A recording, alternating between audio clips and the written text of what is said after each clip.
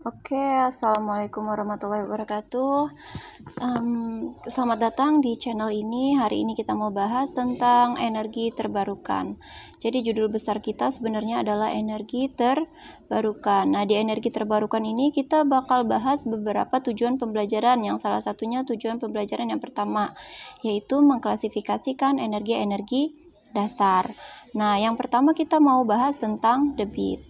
Nah, di sini kita bahas tentang debit, lalu nanti kita bahas tentang momen gaya atau torsinya, selanjutnya usaha, lalu ada daya, dan yang terakhir adalah biaya penggunaan listrik. Oke, selanjutnya kita mau bahas tentang debit ya. Nah, di sini debit itu apa sih? Jadi pengertian debit sendiri yaitu besaran fisis yang menyatakan volume fluida, di sini ya, volume fluida yang mengalir melalui suatu penampang tiap satuan waktu atau volume dibagi waktu. Sesuai dengan pengertiannya, maka rumusnya adalah Q sama dengan V per T, di mana V itu adalah volume dan Q itu adalah waktunya. Nah, rumus debit sendiri itu selain V dibagi T ada rumusnya A dikali V. Di sini bedanya adalah A di sini luas penampang, sedangkan V-nya ini adalah kecepatan. Debit ini ada hubungannya dengan asas kontinuitas, di mana rumus debit yaitu A1 dikali V1 sama dengan A2 dikali V2. Oke, lanjut kita ke momen gaya atau torsi. Nah, pengertian dari momen gaya sendiri yaitu penyebab benda bergerak berotasi. Simbolnya ini, seperti huruf T, lalu dibacanya bisa torsi, bisa tau. Sehingga rumusnya di sini ada dua macam.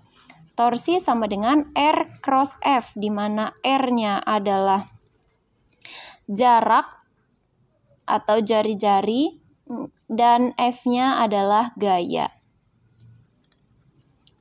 Oke.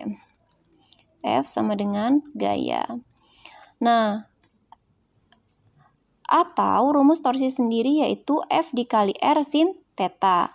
Nah, jika antara F dan R ini dia tegak lurus, maka rumusnya adalah F dikali R saja, atau torsi sama dengan F dikali L. Selanjutnya, dalam mengerjakan soal torsi, teman-teman semua perlu tahu tentang arah torsi, di mana torsi bernilai positif jika searah jarum jam, dan torsi akan bernilai negatif jika berlawanan arah jarum jam. Selanjutnya yaitu tentang usaha. Usaha ini simbolnya W besar, nggak boleh W kecil. Nah, apa sih itu usaha? Usaha adalah cara memindahkan atau menyalurkan energi. Jadi rumus dari usaha itu sendiri adalah W sama dengan F dikali S, di mana F-nya adalah gaya dan S-nya adalah perpindahan. Nah, di sini antara usaha dan energi itu punya hubungan ya. Kenapa punya hubungan? Karena dimensi usaha dan dimensi energi itu sama. Dimensinya apa? Ini dimensinya M, L per T pangkat 2. Atau kalau disejajarkan dituliskan begini. M dikali L dikali T pangkat min 2. Oke, selanjutnya yaitu tentang daya. Apa itu daya? Daya adalah seberapa lama waktu yang digunakan untuk melakukan usaha. Jadi di sini daya ada hubungannya dengan usaha atau energi. Rumus simbol daya adalah P, kemudian W itu adalah usaha atau energinya, dan T itu adalah waktunya. Waktu. Nah, W di sini sebenarnya penjelasan W di sini ada hubungannya dengan nih ya, yang di atas ini, di biaya penggunaan listrik.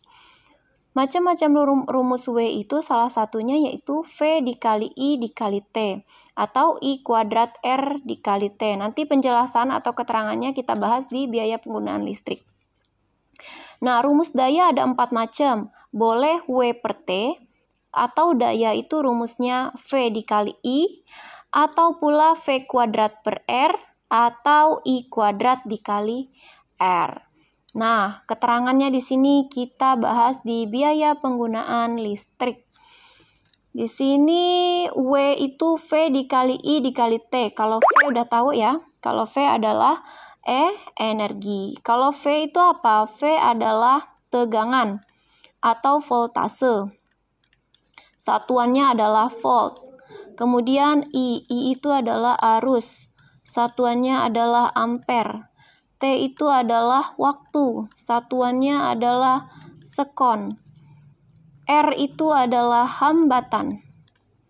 Hambatan, satuannya adalah ohm. OHM tulisannya. Kalau simbolnya kayak bando. Nah, dalam menentukan biaya penggunaan energi listrik, hal-hal yang perlu teman-teman ketahui itu harus tentang menentukan energi listriknya sendiri. Ada 4 rumus ya. Yang pertama, W sama dengan V dikali I dikali T. Atau yang kedua, usahanya I kuadrat dikali R dikali T. Atau yang ketiga ada V kuadrat per R kali T. Atau rumusnya adalah P dikali T. Nah, rumus ini yang paling sering digunakan dalam menentukan biaya penggunaan listrik.